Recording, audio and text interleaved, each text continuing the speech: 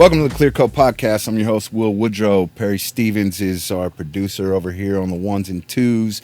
This is episode 1, season 1, with our first guest, Jesse Rice. Howdy. Jesse Rice is an entrepreneur who owns Black Circle Brewing, Loom, and Holy Ground Hall. So we've known each other for a long time, man. Yeah, we have. And so, I know you well, and I think the city knows you well at this point, but, we're trying to branch out our audience and just let people get to know you a little bit. So we were kind of just talking about how things are going with the different businesses you're running in the day-to-day operations, and, you can only be in one place at one time, so juggling that has to be a nightmare. It's I would categorize it as a nightmare sometimes, but I've got an awesome team. So before we came on here, I was talking to you just a little bit about how I try to do things, and so I do think I bit off a little bit more than I can chew with Holy Ground Hall, just because if things were going smoothly all the time, I would be able to handle it all, and that's kind of where I set that base at. But of course, things don't go smoothly all the time, as you know, as an entrepreneur. So I've been in the weeds a little bit the last few months, but things are going well overall. So Black Circle, we opened that was the first one we did that 10 years ago. So this is the start of our 10th year. We did your first show there. Yeah, that was it was you guys, the Blackfoot Gypsies, and Coup d'etat with Cameron Lockwood. Yep. So. And Cam is still with me now. He's a partner with me on another business we do, which is Black Circle Audio. Yeah, and then he's got his own studio. The building's called Holy Ground Hall, the new one, and he named his studio Holy Ground Productions, so it kind of just all fits in the same shell there. What's going on there is, I was, when I look people up for trying to do this, I know you personally, so we've been friends for a long time. I follow you. I see what you're involved in. Also, I talked to your dad yesterday. Yeah. He's a talker. He's my go-to guy for like tax questions and shit like that. But we've obviously had a strong relationship, so we talk about you from time to time and what you have going on. But I looked up also, I think it's Google, AI gets it wrong, but I looked up some stuff about Holy Ground Hall, and according to Google Gemini, that's supposed to be kind of a B&B for traveling musicians and a studio. What's going on? Yeah. So the idea there was actually in the vein of things not going smoothly. Maybe I think in May of 2023 we had a flood incident at Black Circle, and it was just one of the employees, we don't know because it wasn't on camera, put the mop bucket upside down on the sink in the middle of the night. It flipped off, turned the sink on, and flooded the building. And of course, we're one of 70 tenants in there. So, that happened twice, though, didn't it? Yeah, it just happened again. Yeah. So again, things don't go smoothly. So you would think that all the procedures we put in place would stop that from happening, but we don't have the same staff. It's been a couple years. So unfortunately, that piece of training got past another person, and it happened again. But anyway, to get to your idea there, when we flooded the first time, we got a 1-year probationary lease. We thought we were going to get kicked out of Black Circle, and we book 6 months to a year out sometimes, and we've got big guarantees on the line. And also, I've got 20 employees that need a job, and that's my baby, so I didn't want it to go away. So I found a private equity partner, and we bought that building. So I own it. I just have a mortgage on it. Oh, you own the whole building now? Mm-hmm. Yep. That's cool. I bought that building. What's upstairs? Well, so that's the Airbnb is basically the whole building is 7,000 square feet. Main level is venue space. And what I was going to do was put Black Circle there if we got kicked out.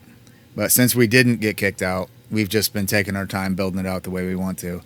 It was an American Legion. It's a 100-year-old building as of last year. It was built in 1925. Upstairs is a 2-bedroom, 1-bath apartment. Main levels, like I said, the venue space, plus Cameron's got an engineer room there for his studio. And then the basement level, we have sort of aspirations of having that be the hangout and the bar area down there. Now, we don't want another Black Circle, really, since we have Black Circle, but we want to be able to do a show if we want to do one there. So it's a multi-purpose space, and when Gemini is saying it's an Airbnb, if a band came into town, kind of like what you were talking about, you got people on the road, put them up there while they're recording, try to get them to record with us. Sure. Do an audio tree style like promo recording where maybe they're doing a small studio session in there or something like that, just for promo of whatever show they're doing, or maybe promo for an album, or just for fun, just to get to know the guys more. So it's a little bit more, I've called it a creative sanctuary. I don't know why that came to me, but we're kind of riffing on the holy ground and being a church and sort of taking some of that stuff back. So upstairs is called the parsonage, which is where the priest would live, and then the main level is the holy ground, because we own it. It's our holy ground. So are you going to open that as a public venue, or is it just going to be like for the recording and like people staying there? I don't want to open another bar. I think the idea is I'm 43 now. When BC's lease is up, I'll be 45, and we don't want to be up all night dealing with floods and stuff like that. So I think the overhead at Black Circle is so high compared to owning the building that we can afford to not have to do a bunch of shows and not put all that pressure on ourselves. So we want to do a couple shows a month, I think, is where our sort of idea is with that. But the main thing is going to be like, let's do things that are more creative and helpful for artists, like recording, like having a blank slate space where they can come in, do a music video, or do pre-production. We've got Sangwa Sugarbog has been in there. They've been doing, like, they're on tour right now, so they came in for 3 or 4 days, a couple different times before their tours, and just went through their merch, organized everything, ran through the sets, did a whole show, like, on a stage with a PA, so they were used to all the new material and running through everything, and then took it on the road. So yeah, so they can use it as a rehearsal space and a crash spot and all of that. Yep. And it's low key for you because you don't have to have it open. You've already got another venue. Correct. You've already got your hands full and all that other stuff. So yeah, it is you juggle a lot of stuff. I was gonna ask you, like, because the last few times I've gone to Black Circle, I never see you there. Yeah. You pretty much got somebody managing all the shit, and you're not. Do you even brew there anymore? No, the brewery hasn't been there for a long time. The brewery's at Loom in the back, and that was the reason we actually opened up Loom, was just to get that out of there. Because as you know, when we first opened it, Will helped me put up the first PA speakers. It was tiny, and we didn't really anticipate it being as big as it is. We've outgrown it multiple times over the years, so.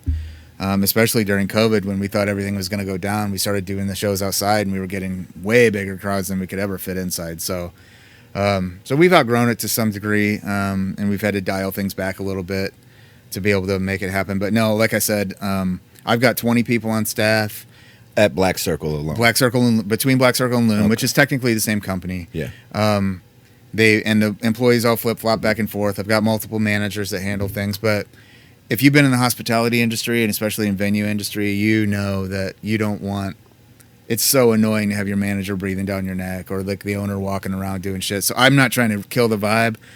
I got out there this morning at like 7:30, like I told you before I came in. I'm gross. I've been doing plumbing all day. And then I try to get out of there before they're there so they can do their job. Yeah. So they're better at their job than me. And that's been my time, the whole thing. Like, I was brewing. I was okay at it.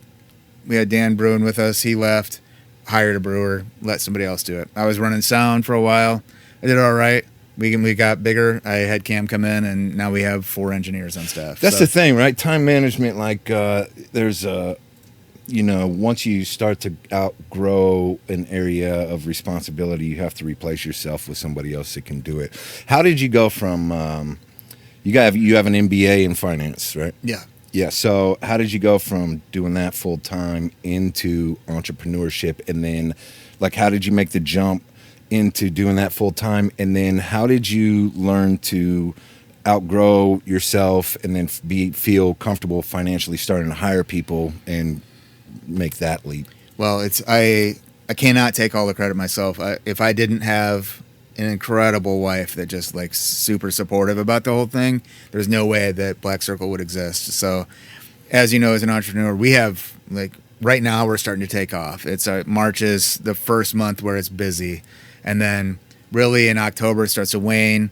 November you're going downhill, and then December, January, February is trash. So, like, if I didn't have that anchor to be able to, even things out, it wouldn't work. But So does she handle some of your paperwork, administrative? no. stuff? I just mean like I don't have to worry about if we're gonna have money for the mortgage because if we have a slow month in January or February, because she's steady, Yeah. So we're partners in that way. But she stays out of all the Black Circle stuff and doesn't really want much to do with it, I'm sure. So Do you deal with all the headaches of all the paperwork still? Yep, I do all that stuff. Anything that's super consequential. I hate that stuff, man. Like, I'm no good at it, A, and B, I didn't start making art because I wanted to do my taxes. Yeah.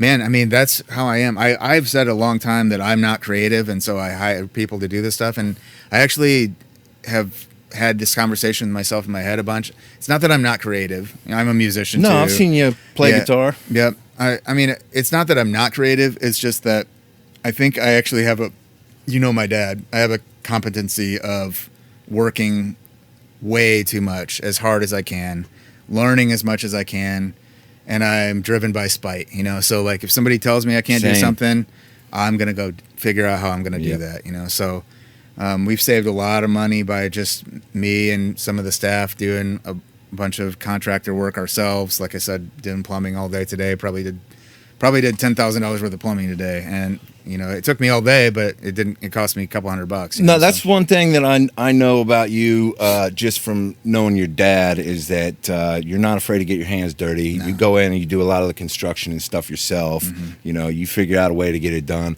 I'm that way. You're that way. Your dad's definitely that way. I mean, probably works 100 hours a week. Yeah. All of us. It's funny you picked that number, because that's what he said. When you become an entrepreneur, you get to pick your own hours. That's his joke. Yeah, right? Pick any 100 hours a week. Pick any 100. Yeah. So, yeah, he's got like 6 jokes, and he keeps telling them over and over. Most of them contain potatoes, but we won't get into that. But yeah, anyway, man, I just hire people that are creative and that can focus on that thing, so that I can be the support system and push everything forward.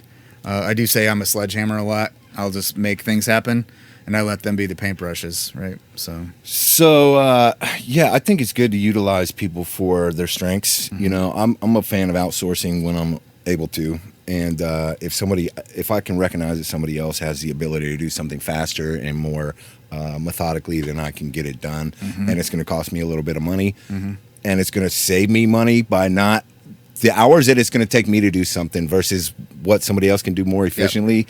I'll outsource every day. I will say flip side that, yeah, I agree with you on that. And for example, drywall and painting, I would rather pay somebody to do it. I'm not very good at it, and they can bust it out. And yeah, I mean, there's lines that I draw, but certainly I try to take care as much as I can so that our resources are given to our staff. So not to shift gears, but when you opened Black Circle, did you envision it being like a metal hub like it is? No. Black Circle is just a reference to the color and shape of a vinyl record. Sure.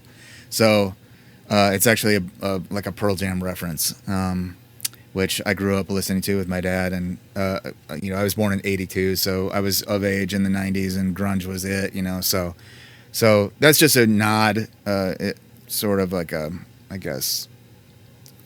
How did it turn into what it is with the going in that direction? Man, so much of the identity of the business is our staff. And so, do you know Dustin Bolches? Yeah, he books for you still? Yeah, he still books for us. He is just an incredible musician, but he's so plugged into the metal scene and but music in general, man. And you wouldn't guess, but he's like, he's in like 5 bands. He's a drummer, right? He's mainly a drummer. He's an excellent vocalist, though. So he's in like, he's got an 80s metal band called Sacred Leather. He's the vocalist in. He's in Ritual, which is an original heavy metal band. He's the drummer in that. He's in Flesher. He's the drummer. That's like a death metal band. He's got other 80s like synthwave projects, and he's always finding something and being super creative. And so allowing him space to do his thing has been the most important like driver of what we get at the venue. And Black Circle just kind of sounds like a metal joint, man. Yeah. And so, I'm not averse to metal. My dad and I listened to like the first Danzig album a million times when I was a kid, and The first album I bought was Guns N' Roses. It's not that that's really metal, but it's hard rock. But anyway, I'm not averse to it. I just didn't know all these genres and subgenres and some crazy stuff. Yeah. When we started the brewery and the venue took off, it was Doom was a big deal, and I still can still really dig some Doom.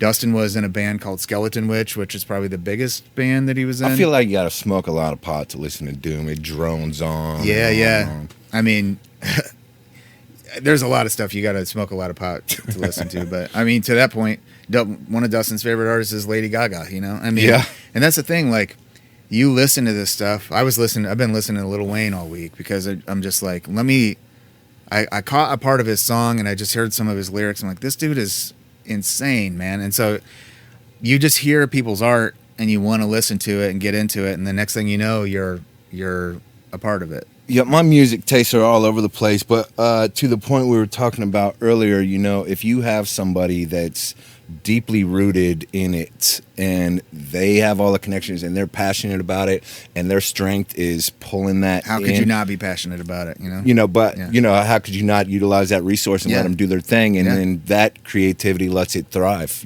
giving them the space to make it happen and not like micromanaging that. Absolutely, man. Gives it a chance to thrive. But you have other stuff going on besides metal. Like you've done drag shows, comedy shows, variety shows. It's super important to, first of all, from a business standpoint, there's only so many metal shows that metalheads can go to in a certain week. I can't do 6 metal shows a week and expect them all to do good. 1 or 2 of them will do good. So we learned that early on. And so we try to spread things out a little bit, at least by genre, But it's super important, especially in a community like, I'm Indianapolis's like probably biggest cheerleader, for better or for worse. There's a lot of problems with this place, but people don't realize this is usually like a top 15 largest population city in the country. We're in the middle of everything. Man, it was nice out this weekend. It was like 12 shootings. Yeah, I know, man. Which is unfortunate, but I mean, it's a crazy city. The deal is, I guess, to finish that point, that there's so many people here and different representation needed. And so drag shows pick up some of that, give us a little bit more diversity, show a little bit more reflection of the community. Comedy shows the same way. Definitely some variety shows. We pepper in some movies and markets, vendor space. Yep. Whatever we can do. I think the most important thing I've ever done for anybody is just say, yeah, let's try it.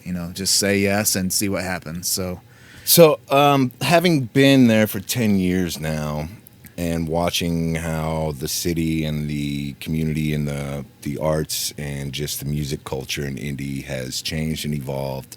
10 years ago, I was in a venue every night of the week playing music. Mm-hmm. I'm sort of out of that loop now, Too old, man. Yeah, well, and I'm doing visual art and I'm just going in a different direction. So, I guess my question is, how do you see, obviously you're optimistic, you're thriving in the music venue community in Indy, where that's gone up and down, places open and close all the time. How do you see the stability of it as far as us being a music town, I guess, and then the future of what it looks like here for music? Yeah, I guess I'll lead with just something I say to people a lot is I don't think that Black Circle is in competition with any other venue in town. I think that Indianapolis is in competition with other cities near us in a playful way. Like, sure, Indy is thought of as a flyover state, a city that you don't stop at for very long. A lot of the big tours will play on Tuesday night instead of Saturday, stuff like that. And so I believe that a lot of folks here have developed a complex that is, a lot of it's in their head. We have all the resources we need here, and there's a ton of talent here, but people leave for either perceived opportunities or in some cases real opportunities just because their scenes are better. And Columbus, Ohio is like the best example because it's close and it's almost the same size population wise as Indy. There's frickin' venues everywhere there, man. And I mean, you can go to 5 different shows on any given week and walk up and down the same street. It's like Broadway used to be. So I would love to be just a conduit in any way I can for people to continue to bring their friends here to do shows and do more shows here and develop indie talent. And I do want to shout out, I know this isn't going to be on the air today, but local band, I guess you call them punk, Pat and the Pissers, playing at State Street tonight. They just hopped on a bill. Those guys are going places. And what's going on with that place, State Street? State Street, to my knowledge, got purchased. The building was sold, and I think maybe somebody that was working there before is now running it. But Clark Giles bought the building, the Giles Law Group guys. Yeah, I know him. I ran into him. I moved over to Irvington recently and ran into him. They're Irvington dudes, yeah. So they bought that building. So he's just trying to help them sort of revitalize it and get people back in. I mean, you've been in there. It's a small spot, So I would say that's what we're up against too. Is we just don't have enough room. But the more room you have, the more expensive it is. Yeah. So as far as that, I think you call your outdoor space Beer Creek, right? Yeah. That was there's a nod to Deer Creek, obviously, and then in answer to COVID, right? Yeah. So that was just a survival mode, right? Yeah. So, and I'll tie this into the biggest issue that I'm having probably in my whole life right now. But when COVID happened, they told us, it'll be, what did they say, 2 weeks to flatten the curve or something like that. So we're thinking, that's going to be 2 weeks, and it ended up being more like 3 years. 3 decades later. Yeah. So we got grant money and we got some support and things worked out, but it was touch and go there for a while. And really, I didn't even ask. I'm a like do it and ask for forgiveness kind of person. Yeah, so I went out there over Memorial Day weekend. I had talked to the building owners about doing something like that because the nickel plate trail was going to go in. But we didn't talk specifically about doing it right then. So I just went out and did it because if we didn't do that, we were going to go out of business. And like I said, we had 20 employees. So we built a fence around it, built a stage out there, and we just started doing stuff outside because the capacity restriction was at 50%. Even when everybody else was able to reopen, restaurants, bars, stuff like that, venues specifically were not allowed to reopen at full capacity. The government's giving you a lot of hell over that place. Yeah. Huh? Yeah, so that's what I wanted to get into and just touch on it real quick. The government right now, where it's, I don't want to be a conspiracy theorist or anything like that, but we're in a bad spot as a country. So what's going on right now is the SBA issued all those grants, and this is a true grant. Trust me, I've had people be like, well, you shouldn't have taken a loan if you can give it back. Dog, no, I know is not a loan. I know the difference between a loan and a grant. I have 7 years of post-high school education in finance. I get it. This was a true grant. It was called Shuttered Venue Operator Grant. We worked with the Indiana Venue Alliance as well as the National Independent Venue Alliance. We worked with local groups to make sure that we qualified for everything. The SBA approved it. They gave us the money for the grant. We turned in documentation showing what we spent it on, and it was cleared, and everything was completely closed out on that grant in March of 2022. And then cut to 3 weeks ago, I get a letter in the mail that the SBA wants all their money back. And they're nice though. They gave me 30 days to pay back $177,000. How do they ask for that back and not recognize that it was a grant in the first place? Well, they're saying that we didn't qualify for it because we didn't show that at least 70% of our revenue came from venue like live entertainment. Well, that was an original tenet and statute of the grant, so of course we did already meet that, and they approved it, and so they already have the paperwork. So that's the next thing. I was like, all right, I got an attorney because I'm not a moron. I'm not just gonna. This is kind of like Miranda rights. That anything you can say will be used. It's not pocket change either. No, I mean it would ruin my life. Yeah. So I would have to completely start over. So anyway, I got the attorney, and I think we've got a good shot at it. But I mean, they have said out of the 9,000 grant recipients, over 1,000 of them already got those clawback letters. I mean, imagine these small venues my size that don't have the resources and don't have a wife that's helping them out and don't have a community that will pitch in $20 to help. I feel bad because I have Black Circle, I have Loom, I have 20 employees, I have 3 vans, I have this new building that I bought, and I still have to ask people for help. Well, let's touch on that for a second. you're extremely resourceful when it comes to, well, first of all, you've got like a huge community. When you do community outreach for help, for community funding, peer funding, that sort of thing, you have a lot of people that give and come around and help you out, right? So I mean, that's like, I don't know, man. Maybe you're just a really likable guy. I could probably get a GoFundMe and maybe get $20. I don't know how do you even do that? Well, I think that's probably a good question for the community. But from what I can tell, I only get to focus on the bad stuff that happens. When there's a flood, I have to deal with that. When there's a problem with an employee, I have to deal with that. There's a fight, whatever, excise comes in. I'm dealing with all the bullshit all the time. But 99% of it is people having a great time and experiencing a new band or a new drag artist or finding a new comedian, and they love the place. They don't want to see it go away. No, that's what it is, too, is that the community has a good experience there, so they're willing to chip in. Yeah.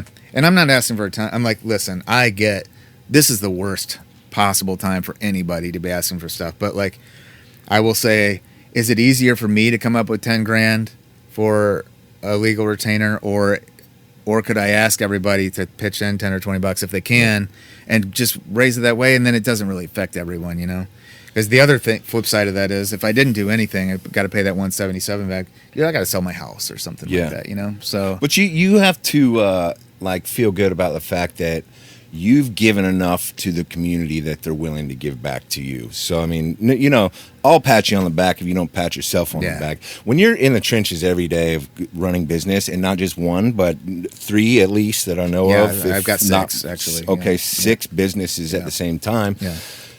You get, I get overwhelmed just trying to juggle the stuff that I have. I've got a couple different businesses and things that I'm trying to do at the same time. And it gets to be overwhelming.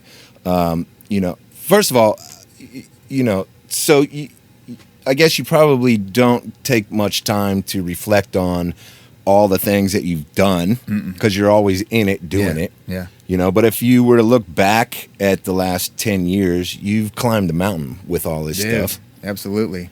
But the stress can be pretty overwhelming. What do you do outside of work to kind of unwind? Man, I'm lucky in that, I worked in finance for 11 years, and I was in school for a lot of time, and that's kind of, I didn't just quit my job and open the bar.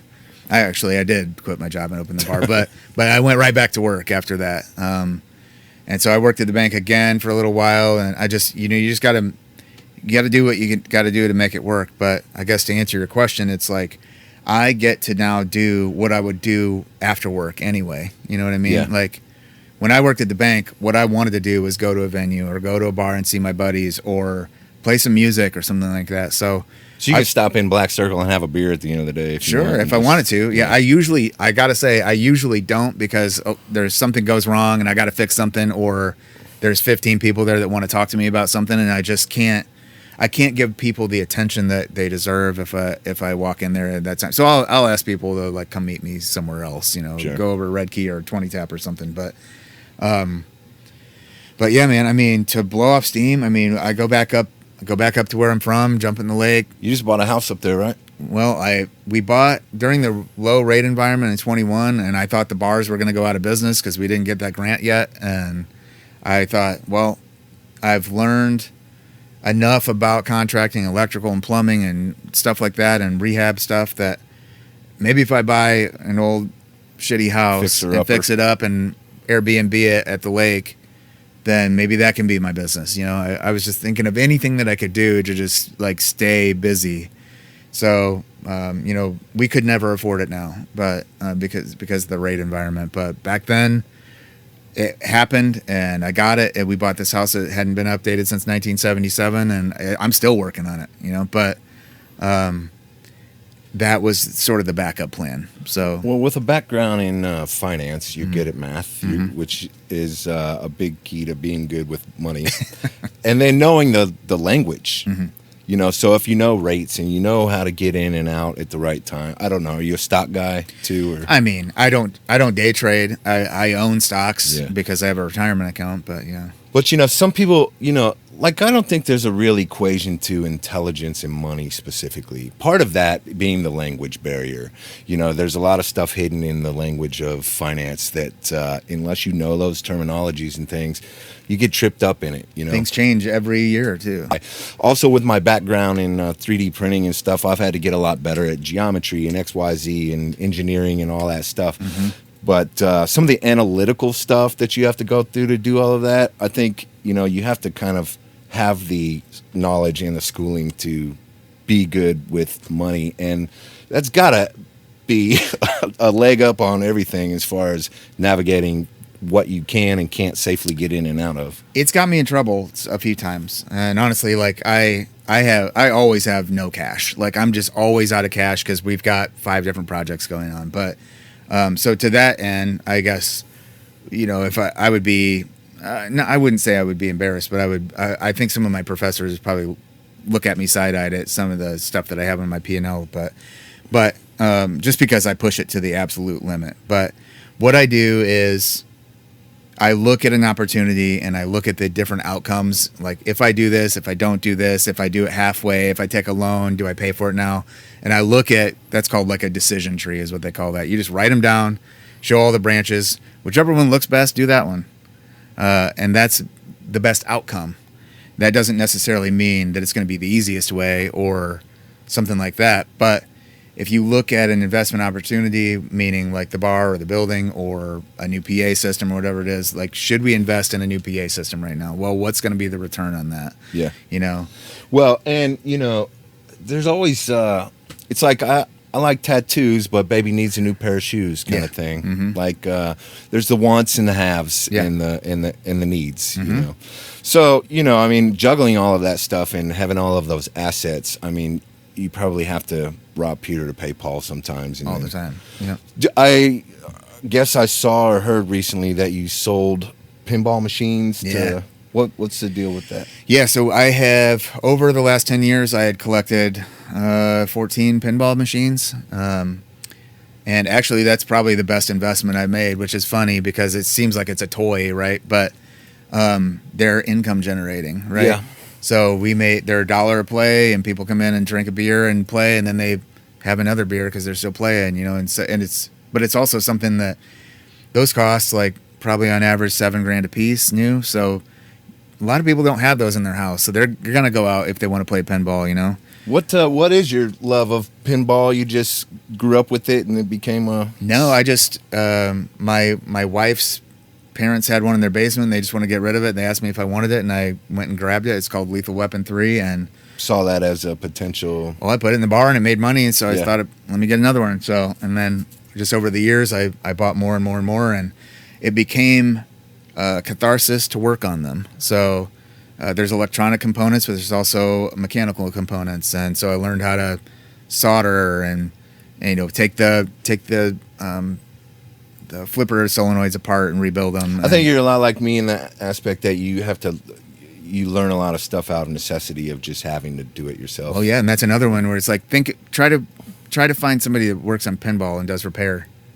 Isn't there a place like Pinball 911 or something? Yeah, there's like 2 in town, and you got to take them. You got to load your shit up and take it to them. They're at the old Lizards or right next to it or something where that. It's down. It's down in the south. I haven't been there for a while. I've bought a couple games from them before, but anyway, I sold them because they have high resale still. So I sold all those games for about $60,000, and that's what floated us through this latest flood. So on November 22nd last year, we had another flood. The basement got flooded downstairs. I had to turn it into insurance again, and I thought, this is it. We're getting kicked out this time. There's no freaking way they're going to let us stay after this. I still can't believe it happened again. It's completely insane. But that was at Holy Ground, right? No, both were at Black Circle. Oh. So it's not our building. That's the thing. And there's probably 30, 35 tenants in the basement of Refinery 46. So when the water comes down, it's getting on their drywall, their computers, everything. Yeah. So it's not a minor thing. It's a major issue. And, the landlords have been, think about that. Like, we're literally a metal venue in an office building. So like we they have been patient, and we have a fairly good relationship under the circumstances. But man, I just felt so awful that happened again. And also, we have hearts for, we're creatives, we're band people. So Dustin and I talked about it, and we're like, we cannot book shows in December and January knowing that there's a possibility we're going to get kicked out, you know? So we didn't book much in December and January, and then we didn't book because of that. We really didn't have much in February either. So all that money, basically I lost 70 grand in revenue year over year during that time. And so that money just went to keeping the staff busy and paying the bills. On top of, losing the money with the floods and everything. Mm-hmm. Yeah. So, I mean, not only are you taking a hit because you're not doing much business, but you also have these disastrous things to deal with on a regular basis. I also broke my heart to sell my pinball games, you know? I mean, I worked on those things. I built them with my hands, you know? And so... well, that's a good segue into something else I want to talk about, because it reminds me that, like my dad used to own like coin-operated laundry. Yeah. And so that's a moneymaker, right? Yeah. And then you have Loom, which you do coin-operated laundry. Yeah, we've got right? eight machines. Yeah. So it's a laundry and tap, essentially, right? So you're selling your We've got 6 of Black our own Circle beers on Brews tap. there. Yep. We also make liquor there. And then we've got the laundry machines. And then I've got friends that are still in pinball, obviously. So my friends have now brought pinball games in. So the Tappers guys brought 5 games over to Black Circle for us so we can have some games. And then one of my friends from high school has 3 at Loom right now, with a 4th on the way. So that's, there was a connection to the pinball with the community too, and they really like it. And in fact, some people gave us some shit. Had one of my bartenders crying because we sold the pinball games at first. So switching gears, you talked about Pat and the Pissers. Is that the name of the band? Yep. So they're punk. Yeah, I would call it punk. Yeah. What if you had somebody that you thought everybody else was sleeping on that's a local band? Who would that be that you think is like really hidden heavy right now? Yeah, I don't know if they're sleeping on Pat and the Pissers, but I think everyone's gonna, as long as they stay on the trajectory they're on, people are gonna know about Pat and the Pissers. You're a lot more tapped in than all that stuff because you're doing it all the time. But I think things change so much. Even if you have a band, tomorrow you might still be playing music, but you might change the name of your band. Yeah. Yeah, and people do that a lot. See, Blackfoot Gypsies are now DOG. Wishy is the band that I was thinking of. Yeah. And they're more, that's not punk. It's more just like, what does it remind me of? It's like some 90s style rock or something like that. But they came to Holy Ground with Jake Huber to shoot a music video that ended up on Colbert Show. Oh, that's cool.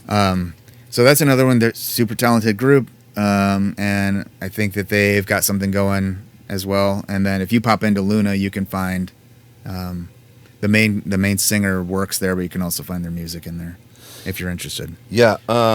As far as that goes, how do you feel about like obviously everything's digital now, but vinyl made a huge resurgence, over the last several years, just as a kind of a cult following thing. Mm-hmm. But tapes, CDs have made a comeback in a way. I know your brother was involved in the VHS thing for a while, but a lot of that like kind of older technologies made a big resurgence. You think like Luna survives on a lot of vinyl stuff now? Oh yeah. Yeah, people are still looking for, I think even more so now, and I think it's on an upward trajectory. I think we plateaued for a minute because vinyl, first of all, there's a huge difference between vinyl and VHS as far as quality, but the I guess engagement that you have with a physical piece of media is the same. But I think we plateaued a little bit with vinyl because it seemed like it was a nostalgia play. Yeah. For a lot of people, and that's why you saw like Urban Outfitters selling vinyl and like Hot Topic and stuff like that. Which I'm not gonna shed on that. Like that's cool that gave people access to it. But now with AI and not being able to tell the difference between reality and what's not real or what's crazy, fake, man. People are going to be looking for more authentic and tactile experiences. And yeah, I mean, and also artists, man, like. We're seeing a lot of CDs and cassettes being sold as merch because you can do that stuff at home. You know what I mean? Yeah. Do you think a lot of touring artists now are still putting out physical product? If they're not, they ought to be. I believe. Yeah. I think that's what people want, and even if they don't have a record player, kids are buying records because it's a token of that experience, or again, something you can pick up and look at. But also, more importantly for the artists, I don't know the exact numbers off the top of my head because I didn't know you were going to ask me this question. But if you have an album for like $30, if you buy that album, the vinyl album, the artist gets most of it. They're going to get like $25 of that, right? If you listen to it on Spotify, they're not going to see shit. Oh, you get like a fraction of a penny. Yeah, I mean, most bands will never see it. You know, some bigger mid-tier bands will probably get a check every month. I was joking around with the chick that was here yesterday. Like, over my career, I've probably made a total of maybe $20 on like Pandora or Spotify. Yeah, or combined. I never got into that, but it doesn't surprise me, and that's why merch sales still are a big deal. People want. It's not any different than a T-shirt to me. Like, people want something as a token to take home from that experience. Yeah, for sure. And anytime I go to like a show or something, I always want to rock the T-shirt or something. Yeah. To not only support the memory and the experience of being there, but to support the act that I went to see. Do you think that anybody's making a living from touring around playing music now, aside from like the big industry names? I can only speak to the sort of articles that I've read, but most people are saying touring doesn't make sense anymore, and especially for international artists, because again, back to this issue of the government right now, like people they are so intent on like flushing out every single immigrant that they won't even let like bands come in from Canada, for example. Even they're having trouble getting visas and canceling shit. So we've had a hard time with that, and it trickles down to everybody, because when we book something like that, we'll hold a Saturday for like a band that's coming from out of town that we know, or out of country, that we know is going to sell out, and then comes time to tour, they can't get into the country, and then we have to cancel that date, and there's not enough time to promote another show for that. So then the staff loses money, the venue loses money, the band doesn't get to come, nobody gets murdered. It's just bad all around for everybody. It's been brutal. Yeah, this is meant to be an arts and industry podcast where we try to dig into the not so glamorous side of stuff. We talk about everything from successes to failures, kind of how the industry's changing, what people can maybe do to try to navigate it and be successful in it, or talk about the road that they took to be successful and if that's something people can follow. But I feel like anymore, like everybody's I had to create my own road. I don't want to talk about relive COVID or anything, but when that happened, I stopped playing music because there was nowhere to go out and play music. Mm-hmm. And then I went to full-time making visual art, and then that worked for me for a while, but times change, things change. My life has changed in the aspect that I'm not out chasing that. I'm not traveling as much. I'm not doing all the shows and things anymore. So for me to try to give advice on like how to be successful selling visual art doesn't make any sense, because it worked when it worked for me at that time, in that pocket, and in the niche that I had. 3D printing to sculpture to, now I'm doing some bronze and stuff like that, which is cool. I heard that. And I continue to kind of evolve myself because, I think anything I've done is been done, and there's no like roadmap to be successful as something that's already been done. So I think everybody kind of has to evolve with where they're at, with the time that they're in, and try to find some avenue of success. And every story is going to be different. There's no real way to like be successful. You're diversified. I think that helps, Yeah. If one thing fails, I've got, and I am known with my staff of I always have two of everything. Like I have two soundboards. I have two snakes in this place. I have 2 Ethernet lines ran. I have copper ran after that, like stuff like that. Because I just know something's going to go wrong. Yeah. And I don't want it to seem pessimistic. I think that it's more like setting ourselves up for success by just like Well, Murphy's Law is a big part of running your own business, man. It's gonna happen. Stuff happens. Something bad happens every day.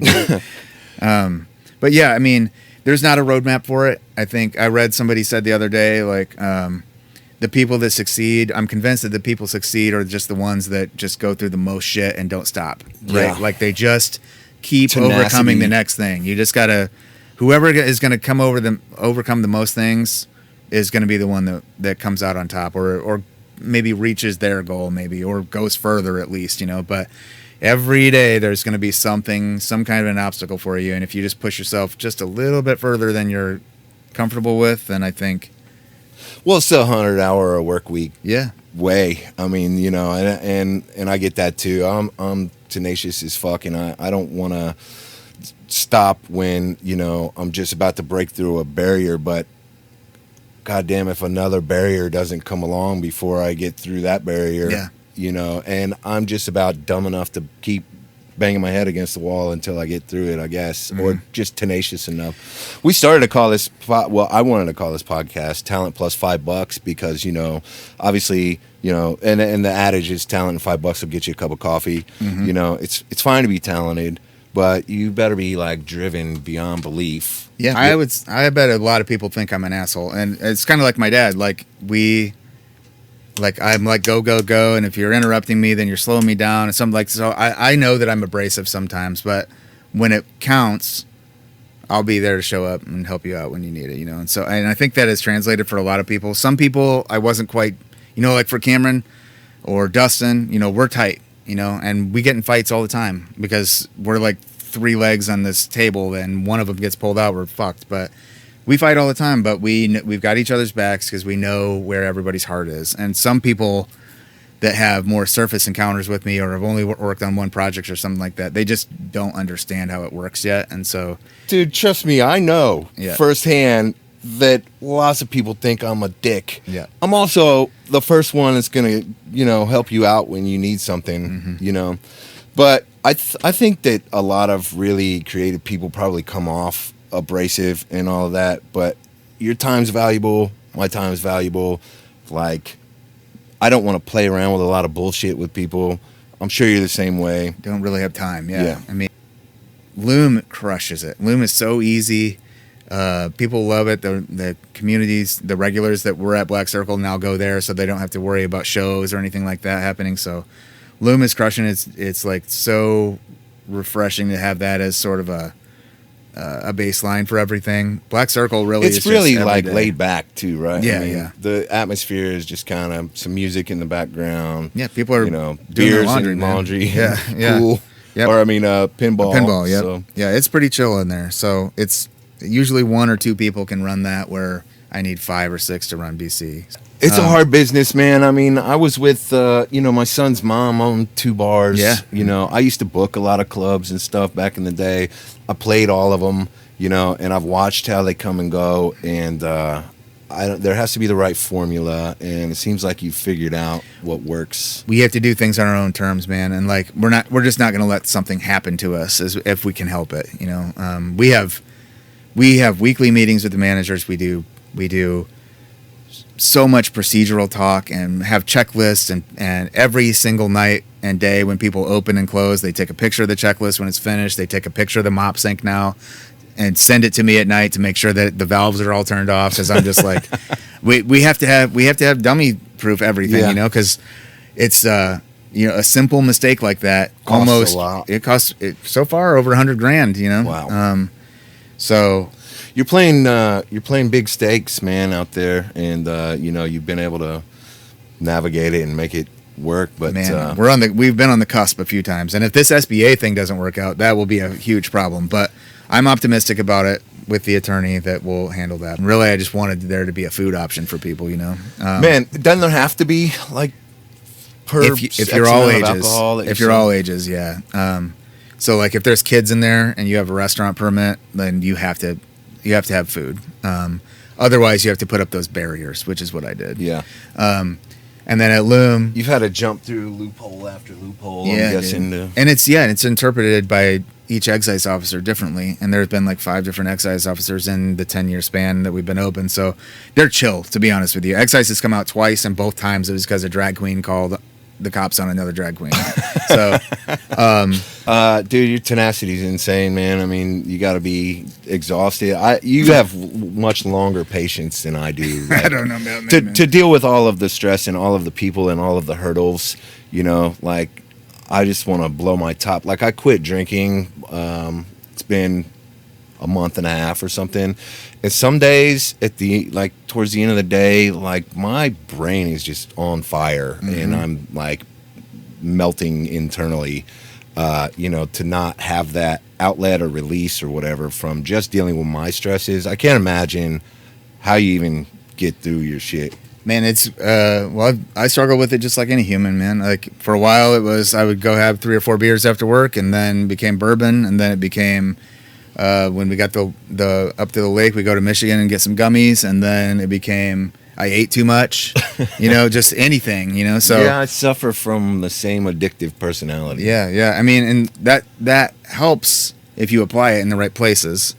I'm extreme. Like I'll go from drinking every day to like working out every day or something, and there's really no, I just have a hard time finding like an in between. Man, the one thing I'll say, and this is good advice for myself, is just like whatever you're doing things consistently is going to be the way to do it, So like when you're doing that stuff, you're just doing this to your body. It's like probably making it worse, and it's the same thing that I was doing. So like for work, at least, I just know that whatever I do and whatever I say, whatever stance I take, anything I post online, it gets sort of superimposed over the whole business and staff, right? So I just try to shut it up now. It's hard, dude. As far as social media goes, I try to stick. Every once in a while, I put some personal stuff out there, or at least tease a mixture of my personal stuff into, the product or the, art or whatever it is that I'm trying to do. But people interpret stuff however they're going to interpret it, right? So yeah, and people when you are dumb say as shit, something, man. it's like it gets taken to something you never expected would even be a possibility for somebody to, interpret it as. Yeah. Absolutely. And then you're stuck dealing with the peanut gallery of trying to argue with people online. So it's almost like trying to find a balance of not saying anything, versus being like PR all the time, or, Well, my wife is PC all the time. Oh, yeah, PC, yeah. My wife is a communications expert, and she does PR for a big corporate firm in town. And so I get to listen to her work, and I've learned a ton from her just about really communications in general. But I tell my staff almost every week, every problem we have is communication related. I swear to God. Like when you boil it down to it, it's like we didn't talk about something, or that information wasn't transferred to somebody properly, or we didn't get the point across that we were trying to make. And so I have to really stew on things for a long time, choose my words properly. And that also helps me calm down, because I'm like my dad in that I go from 0 to 100. Totally. If something happens, I'm ready to chop the fucking head off the thing right then. Yeah. When really, if I just would sleep on it, I probably would do a lot better the next day and cause myself a lot less panic and issue. But that's how my relationships are. Like you chopping off heads. If I don't, I could say it in 10 different languages and it still doesn't translate as far as communication goes sometimes. So it's like almost better to like just swallow it and not say anything. I've got lots of little sayings for you. I just need to start a book. I tell the staff too that we're drawing our circle small, right? So play on Black Circle, but we don't need to. I don't want us to have to explain ourselves to anybody except for ourselves. And I'm beholden to my staff. If my staff respects me and I can stand in front of my staff and be proud of what we're doing, then I feel good about what's going on. Yeah, and imagine that too. Is like you got 20 people employed and they get on their social media and talk shit about your company. Like they don't though. Yeah. Right. So then you have to uphold a certain, respect level with them to keep them from being that. Yeah. You don't want people going out there and like, blowing up your shit on social. It's literally my worst nightmare. Yeah, honestly, like the point of my whole So you got to business. tiptoe all around all the damn time, I'm sure, man. And Well, I just learn from them, man. I just try to not put myself in a position where I would even be at odds with them. Yeah. You know, I want to support them in every possible way, so that when they come to work, they have a good time. It that osmotically turns to like the guests having a good time. Most of my people have stayed with me for a long time too. Dustin, Derek, Cameron, they've all been there for 9 years. We hired this intern during COVID. She just hit us up. She goes, "Hey, I'm at Azimuth. I don't really like the studio stuff anymore. I want to see if you could intern here at Black Circle for live." So she came over and she just texted me today. It's her 5-year anniversary in March. I'm like, what the dude? I think she was 19 or 20 when we hired her. That's cool. It's crazy, man. yeah, and mutual respect goes a long way, man. I mean, and if you're, giving more to your employees than you're expecting in return, they're going to naturally be loyal to you in that way, I feel like. Well, they give it back too. Yeah. And I mean, I hate to verbalize that like I'm doing something to get something out of people, but that's what we're all doing really at the end of the day, right? Also, though, man, we're living in this cancel culture still. Mm-hmm. Like, if I spit the wrong direction, somebody's going to blast me about it, and anything that I've built is going to get torn down in some magnitude. Mm-hmm. For instance, I'm doing this bronze monument for the city, and they have a national PR firm that's going to comb my socials, and they're going to dig, and if they see that I'm, trim my fingernails the wrong way, possibly it's not going to happen. Yeah. And it sucks that we live in that culture. It's like, damn, can't you be human anymore and make mistakes? But, everything's so polished. Yeah. You see the clear coat on top of everything, but underneath it all, we're like humans, right? Okay, I got it now. Yeah. Yeah, I mean, I think that everything is we just live in a society that's very like instant gratification, right? And also I don't think people realize how much social media gets in your brain. Like, even if you're aware of it, kids kill themselves over it. I know, man. And I mean, adults get, I'm sure Bent that out some of shape. adults have done, but they get bent out of shape every day. It ruins people's lives. I just broke up with our contractor because literally, dude, all he talks about is pedophiles.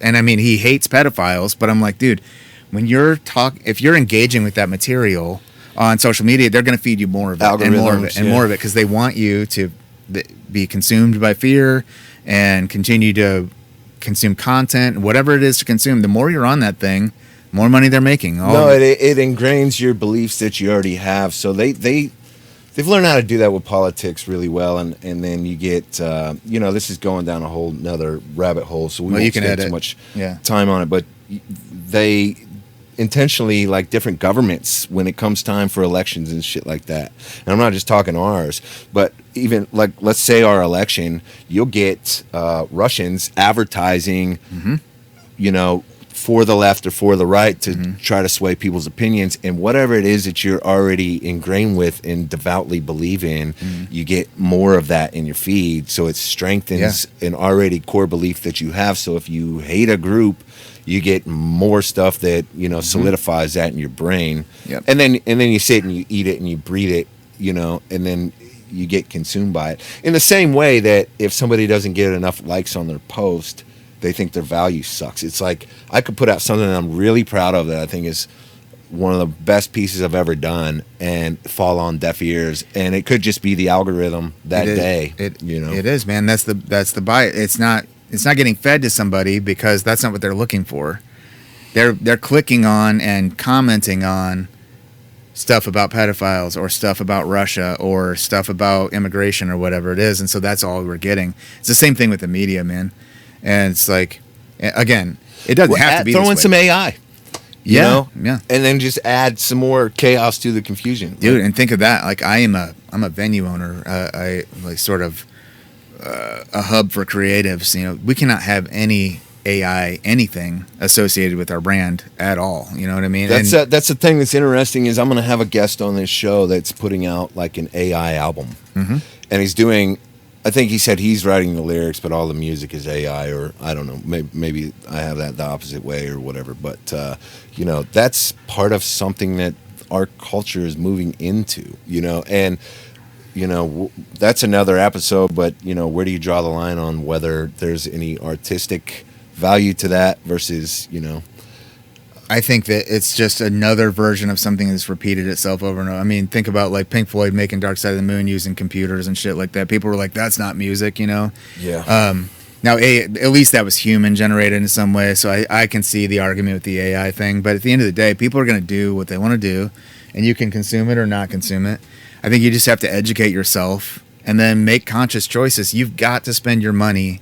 It's all about money. You got to spend your money on the things that you value and whatever you want to succeed. That's where you got to spend your money. So if you want local restaurants, you can't be pulling up to McDonald's every day. You know?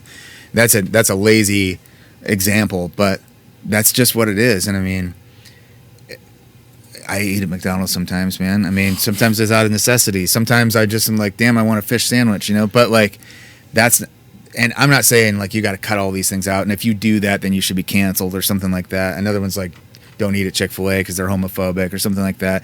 Or because they're not open on Sunday. Yeah, and that's the only time I ever want it. But no, I mean, you do have to support the things that you love, or else those things don't get the attention or they go away. Yeah.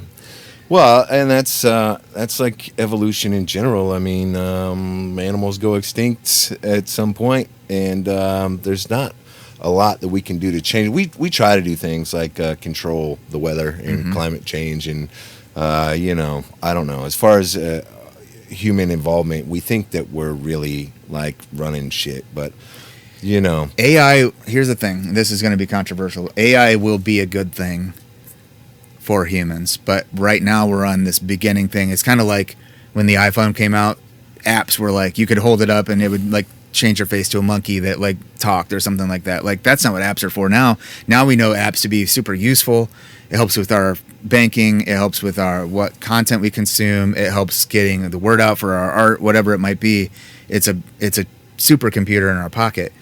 AI will eventually replace a lot of things and make things easier for people, but right now it is not popular because people are using it for creative endeavors when it actually should be used for things like medicine, climate change. But it is being used for all the things, I think. I think AI is still, believe it or not, AI started in like, I don't know, I want to say pre-80s at least. I think it maybe started in like the 60s even. But now they say that AI doubles in its learning capabilities monthly. So whatever it was, 8 plus 8, 16, up and up and up. Like it's evolving in its ability. It's still dumb as shit though in its infancy. Like, I'll ask it something, like if I ask, give me some interview questions about Jesse Rice, it's going to tell me about your acting career or something, which is like, it's just off, you know, and you got to get in there and correct it. So it is valuable for a lot of things, business, but then it can be used. Like, I think there was something I saw about how they asked it to come up with the most destructive virus combination of molecules that it could come up with, and it generated in a minute something that if there's even like a microscopic dust particle of is going to wipe out a lot of shit. Yeah, I saw something. So the extreme abilities for AI to be a fear tactic and or completely destructive for the military, for we already have unmanned drones and all that kind of shit. I mean, potentially, yes, it can be used extreme for extreme good as well, but by curing diseases, if it can make the most virulent virus, then it should be able to also give you an antidote, right? If you own something like social media like Facebook, if you own Meta, the bottom line for them is like they're shareholders, so they don't really care what's being advertised on there. They're just trying to get the bottom dollar. So then there's an opportunity for people to come in and like feed disinformation as long as they're paying per click or whatever. So really messes up stuff. And then it'll be interesting to see kind of how AI messes up stuff. And then hopefully somewhere in there the arts and music and everything can stay alive and and also AI is a good tool, but I'm a fan of using all the tools in the toolbox. You know, I make sculpture. I used to do a lot of stuff by hand: clay, concrete, wood, metal, whatever medium have you. When the ability to digitally design stuff was an option for me, it made things like meticulously down to the millimeter correct, and that made my game, that jumped my game like tenfold on the accuracy of what I'm able to do. So using the technology to boost my career, you know, that's how I was able to kind of set myself apart for the pocket of time when I was selling art everywhere, you know. The utopian idea of AI is that something that you would have spent weeks on, you can now do and like have the computer do in like 2 minutes, and then you can focus on the creativity side of it. I don't foresee that being how it works. I think it's probably, especially in the US, be like, hey, you can be now more productive. So now your goals are even this much higher because you have this tool and we're paying for that. And so be more productive and do more and blah, blah, blah. But the jobs are going to change, right? Like the first big, huge one is going to be probably in like 10 years, there won't be any truck drivers anymore because those are all going to be. You can have your stuff delivered via drone. Well, the trucks will be just driven by automated truck driving. So, and that's the number one job for men in the United States right now is truck driver. So you got to think about, and they're already, people smarter than me are already trying to think about what are those people going to do, you know, and that's why they're talking about universal income. They're like, there's not going to be enough jobs. Maybe we just have to give everybody a base income so they can survive, you know. But I don't know how all that works. I haven't delved into all those details. But I will say that, like, hey, Caddy, if we frame things properly, the idea would be that we use that tool to do the hard work for us so that we can free ourselves up to do more creative endeavors. And AI has no, in my opinion, gauge. No, AI has no real place in the making of art other than maybe it's helping you with your calculations or something so that you don't spend as much time on that. But on the creative side, I don't have any stomach to consume art that was made artificially. Yeah. You know, I don't see any human connection to that. Yeah. I think since we already are a culture of over inundation of like instant gratification, we want the polished finish product right now. Like everything that comes through your feed, you want to see the best, the cleanest, the most polished, the prettiest. I think AI does contribute to, you know, solving the analytics of doing stuff like that infinitely faster than we can compute as humans. I think there's been a lot of people that are like, it's still kind of in its infancy in a way, but there's already regulations and laws, like in Nashville, for instance, that there are people that put out a song with AI with the likeness of Taylor Swift's voice. Yeah.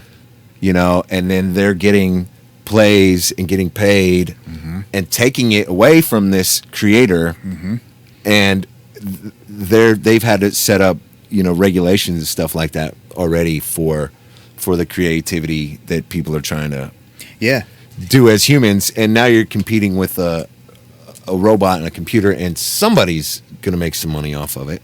So you know, who knows what kind of world we're gonna be living in another 10 years with all this stuff. It'll be very different, man, but it should be for the better. I thought we'd have flying cars by now. Yeah, exactly. Yeah, that would have been cool.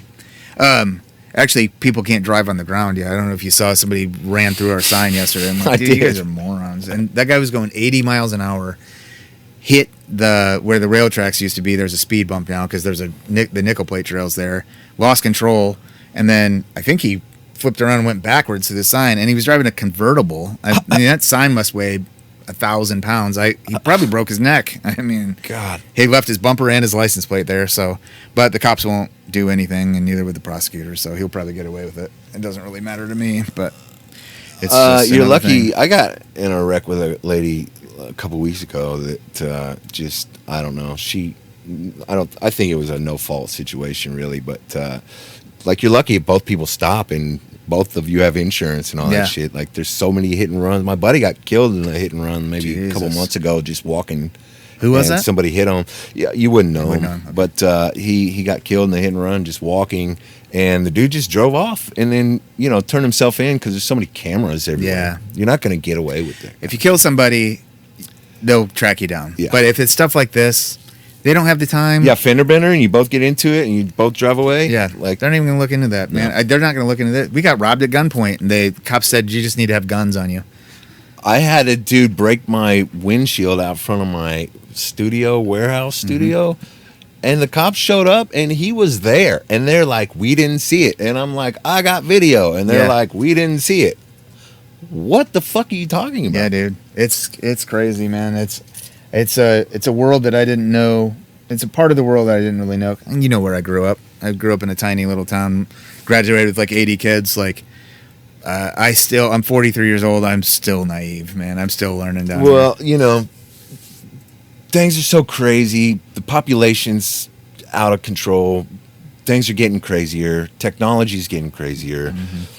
I think we're all just trying to do the best we can to survive. Yeah. Some of us are trying to be decent human beings to other people, but I think everything else is on fire, and I don't think people know what to do with themselves. And the city's crazy, But it's home. It's a diamond in the rough to me. I agree. Been fortunate to have had some success coming from here.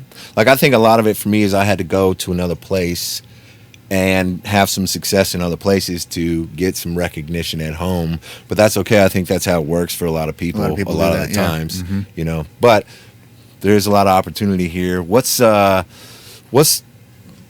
in a one sentence phrase, what would you say is kind of your hopes for indie and the music scene and the culture in the next 10 years as far as the arts and everything here? Man, I just wish that the artists here valued themselves as much as they think they would value themselves in Nashville or LA or New York. Like, I, especially tying into this conversation we have about technology and stuff, I mean, people are so connected now. I mean, I just don't see why you can't make it work here if you've got the juice, like, maybe go somewhere else and check it out. But I mean, I think that Indianapolis has everything it needs, artists included, to be just like a destination town for all kinds of events.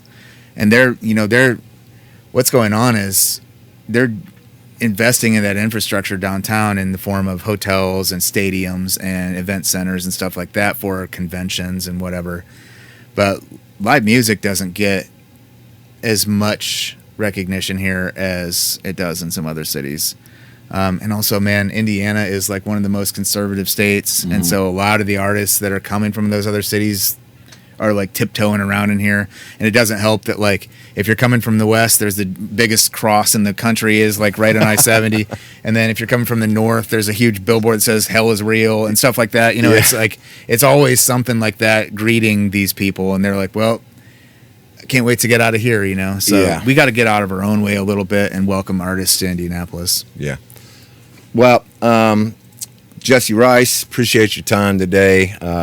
Clear Coat Podcast, Season 1, Episode 1. Thanks to Perry, the producer over here, doing his thing on the computers. And check us out on our socials. Check out Black Circle Brewing, Loom, and Holy Ground Hall.